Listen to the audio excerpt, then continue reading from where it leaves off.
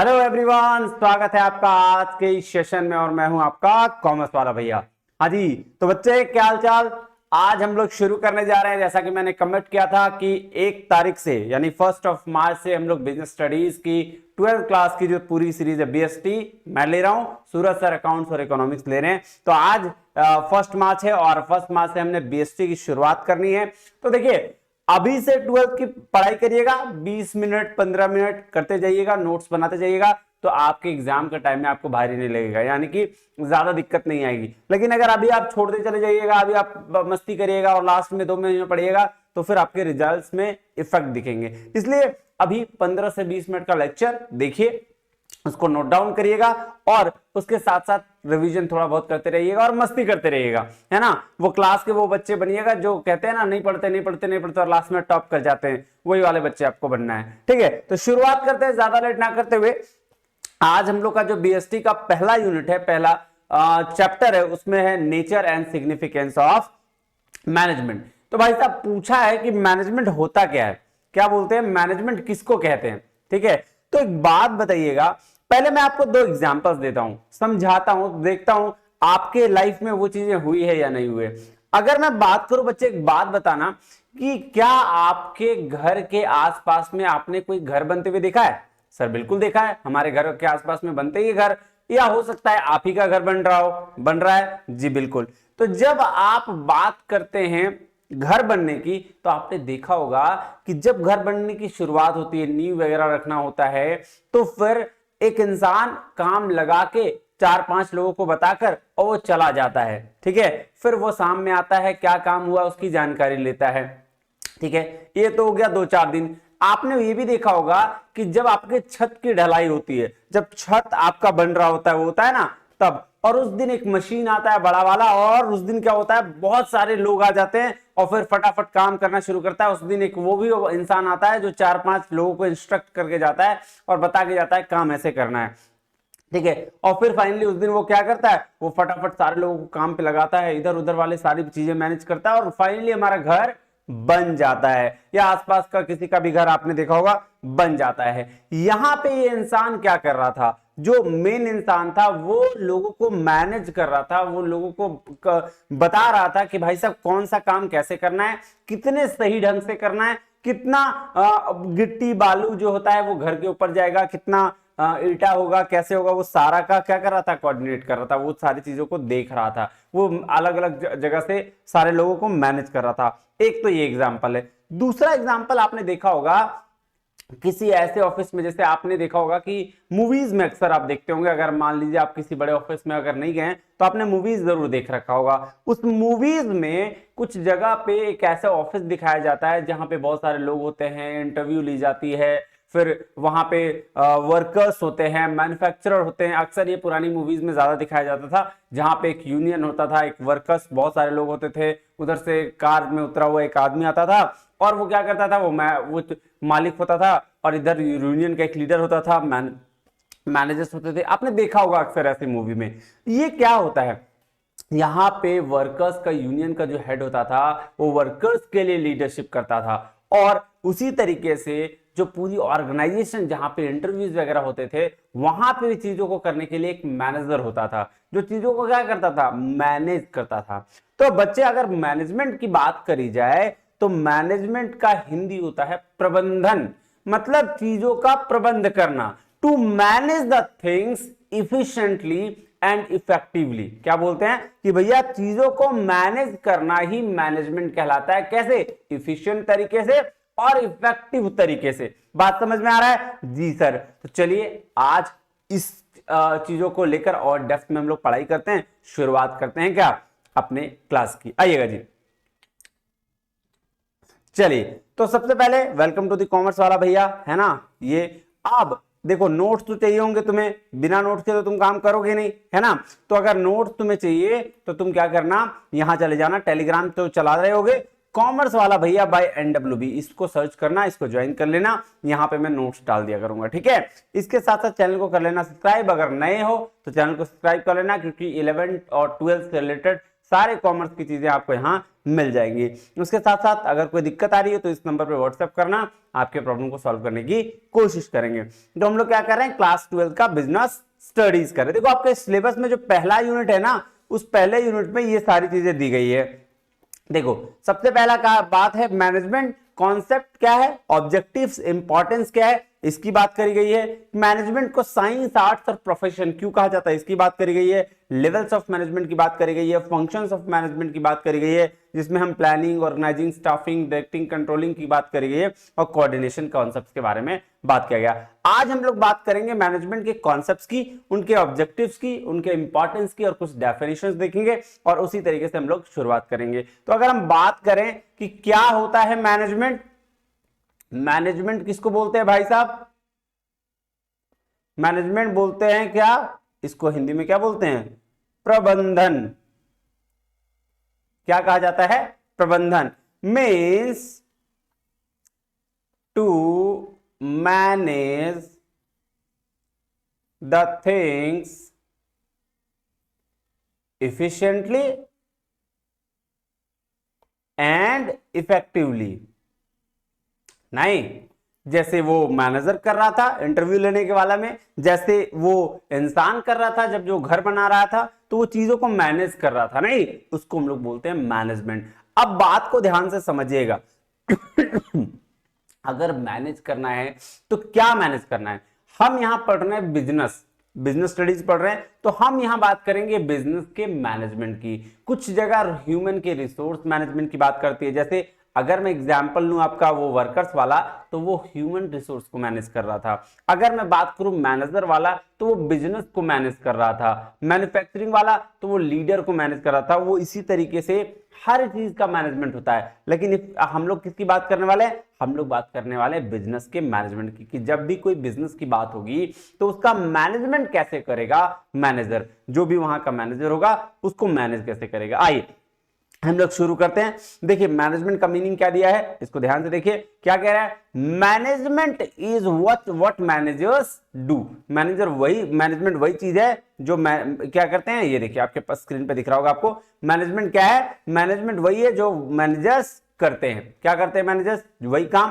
कह रहा है कौन सा काम, वो काम जो मैनेज करना होता है, लोगों को देखना, आसपास की चीजों को टाइम पर करना, ये सारा। कह रहा है it is the process of coordinating work activities. क्या, process of coordinating work activities, जो वर्क है उसकी एक्टिविटीज को कोऑर्डिनेट करने का, with and through other people, with किसके साथ, activities with and through the other people, दूसरे पीपल के साथ, and so that work activities are completed। ध्यान से देखिएगा, मैं फिर बोल रहा हूं, it is the process of coordinating work activities and through the other people so that the work activities are completed। जो work activities हम कर रहे हैं उसको complete किया जा सके इफिशिएंटली और इफेक्टिवली, इफिशिएंट तरीके से और इफेक्टिव तरीके से। अब देखो ये इफिशिएंट और इफेक्टिव दो वर्ड्स हैं, इसके बारे में डिटेल में चर्चा करेंगे, थोड़ा सा टाइम लगेगा लेकिन हम लोग डिटेल में चर्चा करेंगे, तो टेंशन लेने की कोई बात नहीं है ना, मजे से रहना।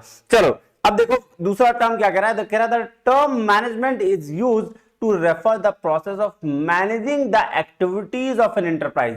एक बिजनेस की एक्टिविटीज को मैनेज करने के लिए वर्ड यूज किया जाता है और उसके लिए जो प्रोसेस लगता है उसको हम लोग क्या बोलते हैं, मैनेजमेंट बोलते हैं। कह रहा है in simple term process of getting things done, process of getting things done and effectively and efficiently through and with the other people. बोल रहा है लोगों के साथ या उनके द्वारा किए गए इफेक्टिव और इफिशिएंट वर्क को हम लोग क्या बोलते हैं, उसके प्रोसेस को मैनेजमेंट कहते हैं। सीधा सीधी बात। तो अगर हम इसको एक टर्म में ये करेंगे तो इसका सीधा सीधी मतलब क्या होगा कि भैया to manage the things efficiently and effectively, है ना, ये बात ध्यान में रखिएगा। अब देखिए इफेक्टिवनेस और इसकी बात कर लें सर। आइए, इफेक्टिवनेस का मतलब होता है getting the work done on time, मतलब टाइम की बात कर रहा है कि ये टाइम बेसिस की बात कर रहा है और ये बात करेगा क्वालिटी की। ये इफिशिएंसी मतलब क्वालिटी की बात करेगा। ध्यान से समझिएगा मैंने क्या बोला, इफेक्टिवनेस का मतलब क्या हुआ कि जो काम है वो टाइम पर हो रहा है या नहीं हो रहा है। और इफिशिएंसी मतलब होता है getting the work done with the less cost और लीस्ट वेस्टेज, यानी कि कॉस्ट की बात हो रही है। किसकी बात हो रही है?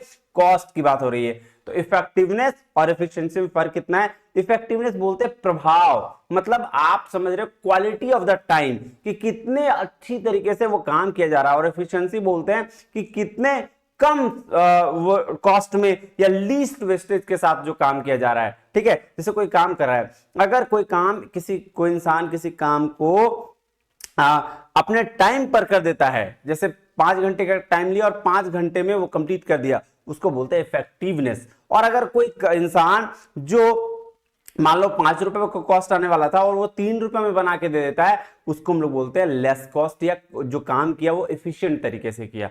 क्लियर है बात? आई तो इसके बारे में देखिए क्या कह रहा है, इस चीज को ध्यान से समझिएगा। क्या कह रहा है? इफेक्टिव क्या होता है? द राइट थिंग्स, ठीक है। और एफिशिएंट का मतलब होता है द थिंग्स राइट। ध्यान से देखिएगा, इनपुट गया, द राइट थिंग्स हो, है ना, सही चीजें हो, और द थिंग्स जो चीजें हो रही है वो सही तरीके से हो। दोनों में फर्क समझिएगा। आइए अब आपको ना चार्ट के थ्रू समझाने की कोशिश करते हैं। कह रहा है एफिशिएंसी का क्या मतलब है? Efficiency means doing things right, जो चीज कर रहे हैं उसको सही तरीके से करो, ठीक है। और effectiveness is the doing the right thing, सही चीज को करना, मतलब सही चीज को करना मतलब जो काम हम कर रहे हैं उसको सही तरीके से करना। प्रोसेस का बात होता है ये, है ना, और ये लास्ट का बात होता है ना, एंड रिजल्ट का बात होता है। और इफिशिएंसी का मतलब होता है प्रोसेस की। किसकी बात होता है? प्रोसेस कि भैया जो चीज डूइंग थिंग्स राइट, जो चीजें हो रही है वो सही तरीके से होनी चाहिए। ठीक है जी, चलिए तो ये किसकी बात कर रहा है? प्रोसेस की। और ये बात कर रहा है एंड रिजल्ट, फोकस की। कह रहा है it is the ratio of output and input and focuses on getting maximum output with the minimum effort and resources. देखो एफिशिएंसी का मतलब मैक्सिमम आउटपुट आना चाहिए विद द मिनिमम एफर्ट्स और रिसोर्सेस। अगर रिसोर्सेस कम और एफर्ट कम लगे और क्या आना चाहिए सर? मैक्सिमम आउटपुट आना चाहिए। तो ये एफिशिएंसी बताता है maximum output with minimum resources and efforts. और इफेक्टिवनेस क्या बताता है सर? इफेक्टिवनेस ये बोलता है constantly measured if the actual output meets with the desired output. मतलब ये देखता है कि क्या जो हमने स्टैंडर्ड सेट किया था, इतना चीज आने का, इतना कॉस्ट आने का, क्या वो कॉस्ट आ रहा है या नहीं आ रहा है, क्या उतना में हम बना पा रहे हैं या नहीं आ पा रहे, कितना, क्या जो आउटपुट हम डिसाइड किए थे कि इतना आउटपुट लेके आएंगे उतना आउटपुट हम लेके आ रहे हैं या नहीं आ रहे हैं। तो effectiveness is a quality metric. क्या है? इफेक्टिवनेस जो है क्वालिटी को चेक करता है, किसी काम की क्वालिटी कितनी अच्छी है, कितना अच्छे तरीके से किया गया इसको देख सकता है। और एफिशिएंसी वो होता है प्रोडक्टिविटी मैट्रिक, मतलब प्रोडक्ट कितना अच्छा है।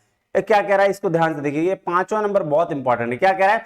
Efficiency is the ability to do something और produce something without wasting material, time and energy. तो बोल रहा है भाई साहब इफिशिएंसी का मतलब है कि कोई भी काम को, प्रोडक्ट को प्रोड्यूस कर देना बिना मटेरियल के वेस्टेज का और कम से कम एनर्जी लगा के, तो उसको बोलते हैं एफिशिएंसी। और इफेक्टिवनेस बोलता है is doing right things in the right way in the right time, सही समय पर सही तरीके से सही काम को करना इफेक्टिवनेस कहलाता है।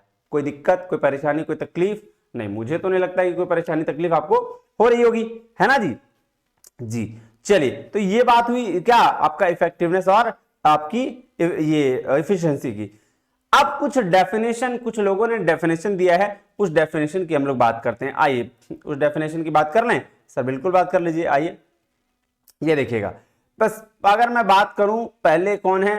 पहले हैं according to Harold Koontz O'Donnell इनका नाम है, ठीक है, हैरोल्ड कुंज। और इन्होंने एक डेफिनेशन दिया है मैनेजमेंट के ऊपर। देखिए क्या कहते हैं कि ये कह रहे हैं management is the art of getting things done through and with the people in the formally organised groups. तो क्या है? चीजों को कराने का, किसके द्वारा? लोगों के द्वारा या लोगों के साथ मिलकर, किसी ऑर्गेनाइज्ड ग्रुप के साथ। जैसे हमने मैनेजर का एग्जांपल दिया, तो वो क्या करते हैं, वो आप खुद भी लग के करते हैं या लोगों से काम करवाते हैं, है ना। तो वो कला है, मैनेजमेंट क्या है? कला है। किनके अनुसार? हैरोल्ड कुंज के अनुसार उन्होंने क्या बोला कि मैनेजमेंट एक कला है लोगों से काम करवाने का या उनके साथ मिलके काम करने का। सिंपल सी बात है। उसके बाद दूसरे वर्ड्स में हेनरी फेयोल के सिद्धांत हमें पढ़ने हैं अगले नेक्स्ट यूनिट में, नेक्स्ट चैप्टर में हमें ये बात ध्यान से रखना है। तो आइए फेयोल के वर्ड्स में देखते हैं कि मैनेजमेंट का क्या डेफिनेशन। कह रहा है to manage is to forecast and to plan, to organise and to command and to coordinate and to control. तो बोल रहा है मैनेज करने का मतलब क्या हो, टू मैनेज करना मतलब फोरकास्ट करना, मतलब प्लान करना, ऑर्गेनाइज करना मतलब चीजों को एक साथ एक फॉर्म में लेके आना, टू कमांड करना, टू कोऑर्डिनेट करना और कंट्रोल करना। ये सारी चीजें मैनेजमेंट के क्या फंक्शंस में आती है, इसलिए इन्होंने डेफिनेशन में डाला है कि मैनेज का मतलब ये सारी चीजें होती है। उसके बाद जॉर्ज आर टेरी, इन्होंने भी एक डेफिनेशन दिया। क्या दिया आइए देखते हैं। ये कहते हैं management is a distinct process consisting of planning, organizing, actuating and controlling performance to determine and accomplish the objectives by the use of people and resources। तो बोल रहे हैं मैनेजमेंट क्या है, एक अलग प्रोसेस है जिसमें प्लानिंग होता है, ऑर्गेनाइजिंग होता है, एक्चुएटिंग होता है, कंट्रोलिंग होता है, क्या परफॉर्मेंस को ये डिटरमाइन करने के लिए कि जो ऑब्जेक्टिव लिया गया था लोगों के द्वारा या रिसोर्सेज के द्वारा वो कंप्लीट हुआ या नहीं हुआ। तो ये 3 डेफिनेशन आपके सामने, कोई भी एक डेफिनेशन देख के याद कर लीजिएगा, ठीक है, चलेगा, काम बन जाएगा। अब नेक्स्ट जो है वो है बच्चा लोग importance of management. Importance of management की अगर मैं बात करूं तो क्या आता है सर, सबसे पहले लिखा हुआ है महत्व क्या है मैनेजमेंट का, तो क्या है helps in achieving group goals. देखिए ग्रुप के गोल्स को अचीव करने के लिए मैनेजमेंट बहुत जरूरी है, क्योंकि अगर आप चीजों को मैनेज नहीं करेंगे, चीजों को सही तरीके से बताएंगे नहीं, तो फिर ग्रुप वाले लोग काम नहीं करेंगे, है ना। और जब ग्रुप वाले लोग नहीं काम करेंगे तो आप मैनेज नहीं कर पाएंगे चीजों को, ठीक है। तो इसीलिए एक मैनेजर क्या करता है, अपने ग्रुप के प्रति ध्यान रखता है, चीजों को ऑब्जर्व करता है और उन हिसाब से उसको गाइडेंस देता है ताकि वो ग्रुप के गोल्स को कंप्लीट कर पाए। इंक्रीजेज एफिशिएंसी, भाई साहब एफिशिएंसी आपकी बढ़ जाती है जब आप क्या करते हो, मैनेजर्स के साथ मिलके काम करते हो। मैनेजमेंट में मैनेजर का रोल बहुत ज्यादा होता है, ठीक है। Creates a dynamic organisation, dynamic organisation create कर देते हैं आप। डायनेमिक क्यों, क्योंकि changes is a very good thing to adopt, है ना। अगर आप अपने ऑर्गेनाइजेशन में, आपका मैनेजर अगर रिजिड है, वो एक ही तरीके चीजों को अडॉप्ट करता है, तो वो ऑर्गेनाइजेशन डायनेमिक नहीं हो पाएगी। डायनेमिक होने के लिए ऑर्गेनाइजेशन को क्रिएटिविटी चीजें देखनी पड़ेंगी कि अगर कोई काम करके आ रहा है एम्प्लॉय, तो हमें उसकी भी चीजों को समझना पड़ेगा। So the third thing is dynamic organisation banana.